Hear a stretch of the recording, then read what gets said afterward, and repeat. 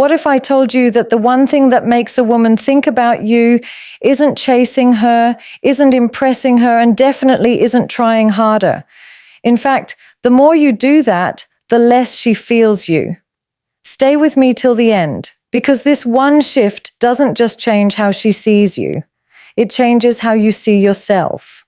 Attraction is not built through chasing, it's built through emotional impact. Most people misunderstand this because they confuse effort with value. They believe that showing up more, texting more, calling more, explaining more, and trying harder will somehow increase their importance in someone else's life. But emotional attraction does not respond to pressure, it responds to perception.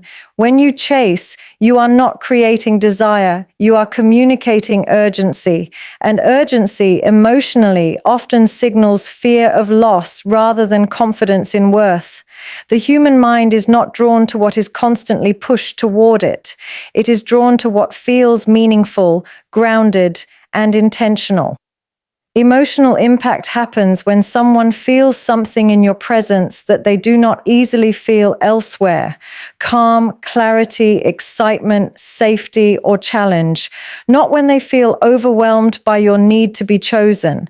Chasing focuses on outcomes, but emotional impact focuses on experience. When you chase, your attention is on getting a response, securing reassurance, or maintaining connection at any cost.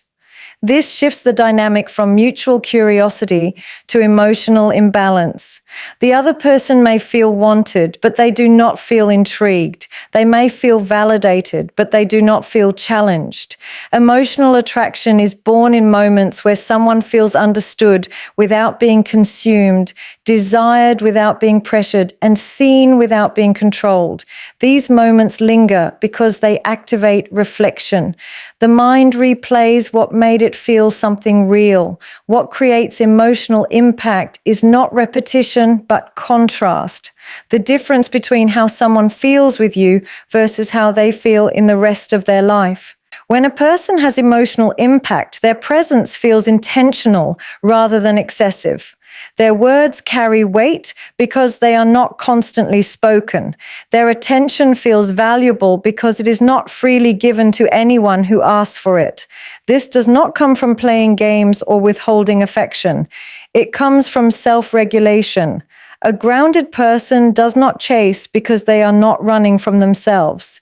They are not trying to fill silence, fix discomfort, or control outcomes. Instead, they allow space, and space is where emotional meaning forms. In that space, curiosity grows. In that space, memories replay. In that space, attraction deepens. Emotional impact requires restraint, not as a tactic, but as a natural consequence of self-respect. Chasing removes the opportunity for the other person to invest emotionally. When everything is offered up front, there is nothing left to discover. Emotional bonds strengthen when both people participate in the process of connection. When you slow down, when you respond instead of react, when you allow moments to breathe, you give the other person the chance to feel their own interest. Emotional impact is felt when someone walks away from an interaction feeling slightly more aware, slightly more engaged, slightly more curious than before. That feeling does not come from being pursued relentlessly. It comes from being met fully and then trusted to choose. Over-availability kills curiosity because the human mind is not designed to value what requires no emotional effort to access. When someone is always present, always responsive, always ready, the connection begins to lose depth before it has the chance to develop meaning. Curiosity thrives in the presence of uncertainty, not insecurity, but healthy unpredictability, the kind that comes from a person having a full inner world, a structured life, and priorities that do not revolve around being constantly chosen. Over-availability communicates that your time, attention, and emotional energy are endlessly accessible. And when something feels unlimited, the mind stops exploring it. There is no tension, no anticipation, no psychological space for interest to grow. Curiosity is not sparked by abundance. It is sparked by contrast. When you are always available, you remove the other person's opportunity to wonder. Wonder is essential to attraction because it invites the mind to participate. It creates mental engagement, reflection, and emotional processing.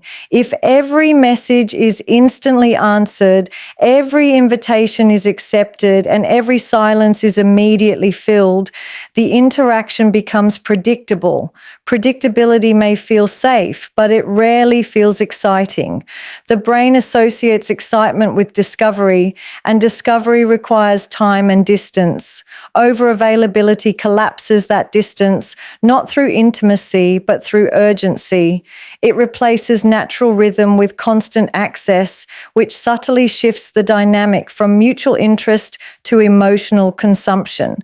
Instead of thinking about you, the other person simply interacts with you, and interaction without reflection does not create longing. Curiosity grows when someone senses that there is more to you than what is immediately visible. When you are not always there, not because you are withholding, but because you are living, the other person begins to imagine. They wonder what you are doing, what you are thinking, and how you choose to spend your time. That imagination is where attraction deepens. Overavailability removes imagination because it leaves nothing unanswered. It is not mystery that creates curiosity. It is independence. A person who has boundaries, commitments, and emotional self-sufficiency naturally creates intrigue because their life is not centered around gaining attention. Their presence feels chosen rather than automatic, and that distinction changes how it is received. Being less available does not mean being distant or emotionally closed. It means being selective and intentional. It means understanding that connection does not require constant contact to remain alive. In fact, constant contact often suffocates connection before it matures. Curiosity fades when there is no room to miss, no space to reflect, and no chance to feel the absence of someone's presence. When availability is balanced, each interaction feels more meaningful because it is not diluted by excess. The mind pays attention to what is rare, not because it is scarce, but because it carries weight. Make her feel understood, then give her space to reflect. Because emotional connection is not created through constant reassurance, but through moments of genuine recognition followed by freedom. Feeling understood is one of the deepest emotional experiences a person can have. It happens when someone listens without trying to fix, responds without judgment, and notices what is not being said as much as what is. When a woman feels understood, her nervous system relaxes. She feels safe enough to be herself rather than perform. That safety is not built through excessive agreement or constant validation, but through presence, the kind of presence that pays attention, asks thoughtful questions, and allows silence to exist without rushing to fill it. Understanding is felt when someone mirrors emotions accurately, not when they overwhelm them with solutions or opinions. However, understanding alone is not what creates attraction. It creates comfort. Attraction grows in the space after understanding, when the mind is given time to process what it just experienced. Many people make the mistake of staying too close after creating an emotional moment. They hover, explain, reassure, or continue talking because they fear losing connection. But emotional impact requires space to settle. When you give her room to reflect, you allow her to replay the interaction in her own time. She begins to notice how she felt in your presence, calm, seen, grounded, stimulated. And that awareness deepens emotional interest. Reflection turns experience into meaning, and meaning is what the mind returns to. Giving space is not withdrawal or emotional coldness. It is trust. It communicates that you do not need to control the outcome, that you respect her autonomy, and that you are secure enough to let the connection breathe. This kind of space creates contrast. The moment stands on its own instead of being diluted by constant follow-up. When a woman is left alone with a feeling that mattered, curiosity naturally arises. She wonders why that conversation felt different, why she felt more open, why she felt understood without being interrogated. These questions are not forced. They emerge organically when the mind is not distracted by continuous interaction.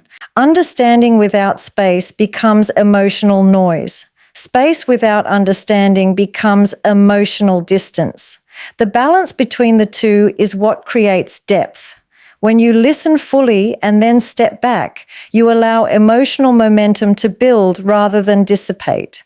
You show that you are not there to extract validation, but to share a moment and then let it live. This approach respects emotional pacing, which is essential for attraction to grow naturally. People are drawn to those who do not rush intimacy, who do not cling to connection, and who do not fear pauses. In those pauses, feelings organize themselves, memories sharpen, and desire quietly takes shape.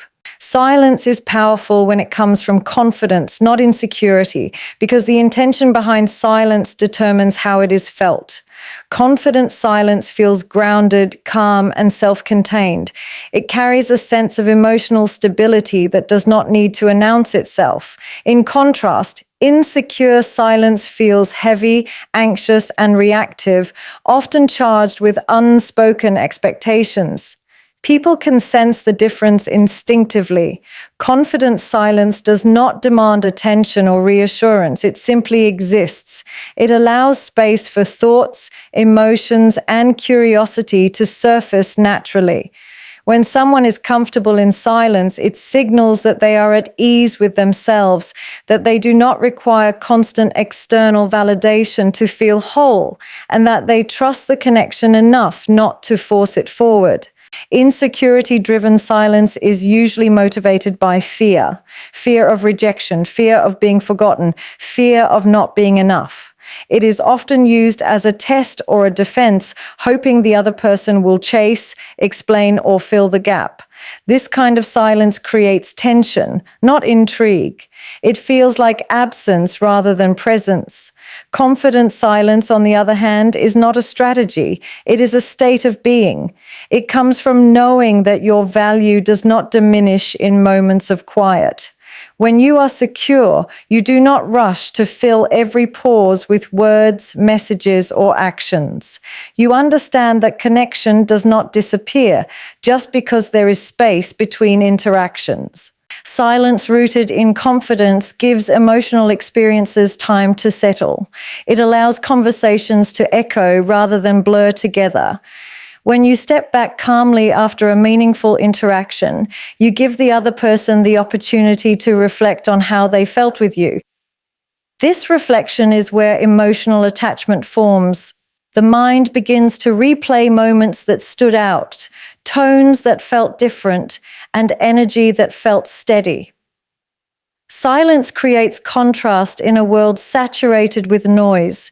Most people are constantly available, constantly reacting, constantly broadcasting their thoughts.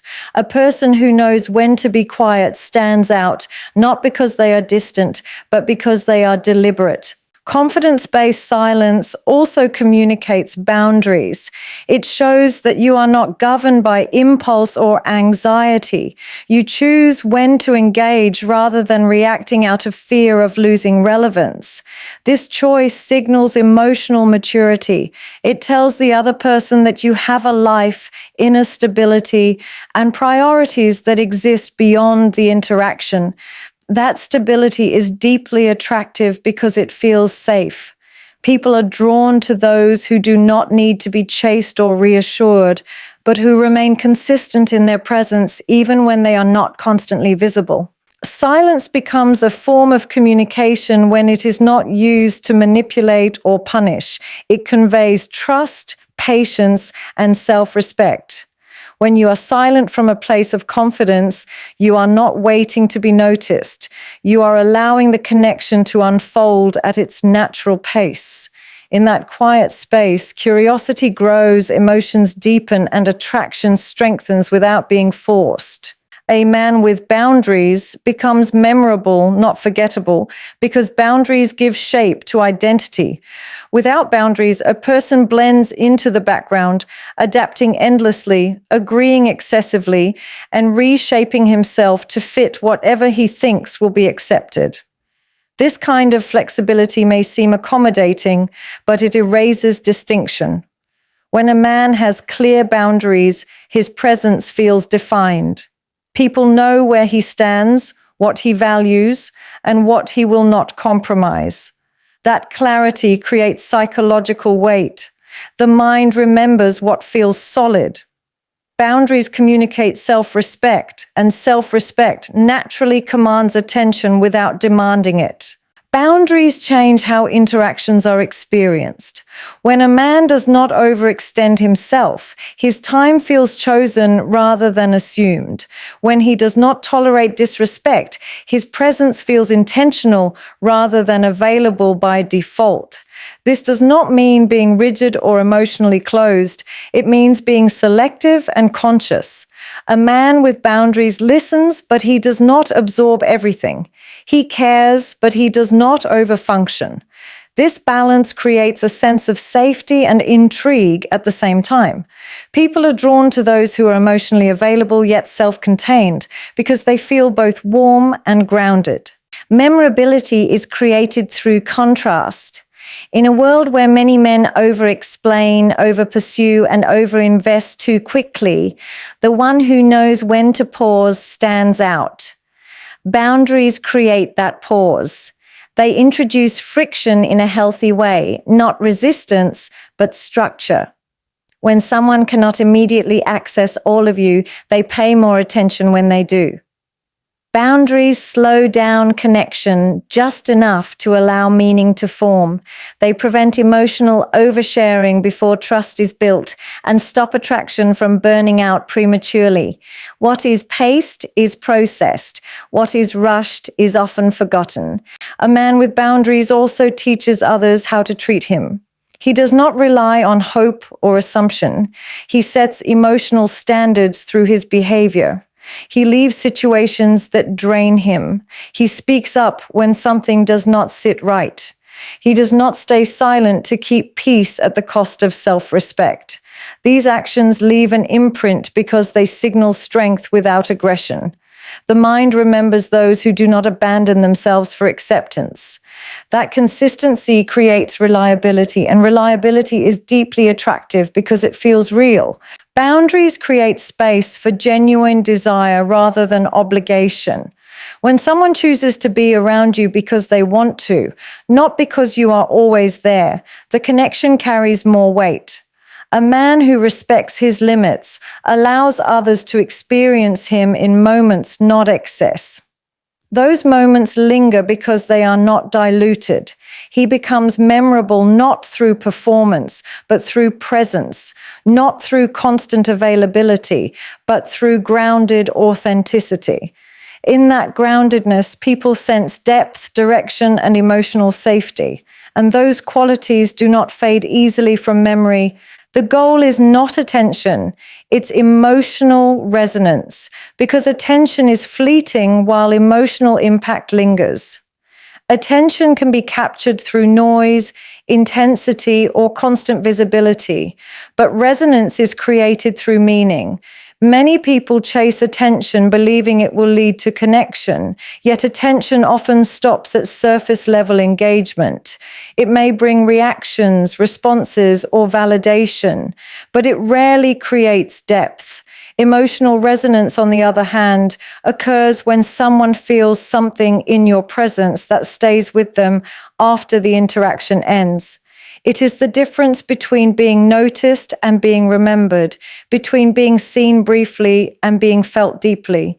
Attention is reactive. It depends on stimulation and frequency. When you seek attention, you often adjust yourself to provoke a response, saying more, doing more, showing more. This creates short bursts of interest, but it does not invite reflection. Emotional resonance invites the mind to pause. It is born from moments of authenticity, emotional accuracy, and presence. When someone feels understood, challenged, or emotionally safe around you, the experience does not disappear when the conversation stops. It becomes internalized. The mind returns to it, not because it was loud, but because it was meaningful. Emotional resonance requires restraint. It is created when you are willing to let moments land without immediately chasing the next reaction. When you allow silence after something genuine is shared. When you do not dilute a meaningful interaction by over-explaining or overextending. Attention demands continuation. Resonance allows completion. This completion gives the emotional experience shape. Without it, interactions blur together and lose significance. With it, individual moments stand out, creating a deeper imprint. People who prioritize emotional resonance focus on quality over quantity. They are present when they are present. They listen fully. They respond thoughtfully. They are not trying to impress or perform. They are trying to connect. This intention is felt. It lowers defenses and increases emotional openness. Resonance happens when someone feels met rather than managed. When they sense that you are not extracting validation, but sharing experience. This shifts the dynamic from consumption to connection. Chasing attention often leads to emotional fatigue on both sides. The more attention you seek, the more you must maintain it. Emotional resonance, once created, sustains itself through memory and meaning. It does not require constant reinforcement. A single resonant moment can outweigh dozens of attention-seeking interactions. This is why some people remain unforgettable despite limited contact, while others fade despite constant presence. Emotional resonance also respects autonomy. It allows others to process their feelings at their own pace. It trusts the connection enough not to force it forward. When someone walks away from an interaction feeling more aware of themselves, more grounded, or more curious, resonance has occurred. That feeling becomes associated with you, not because you demanded space in their life, but because you created a moment worth returning to in their mind.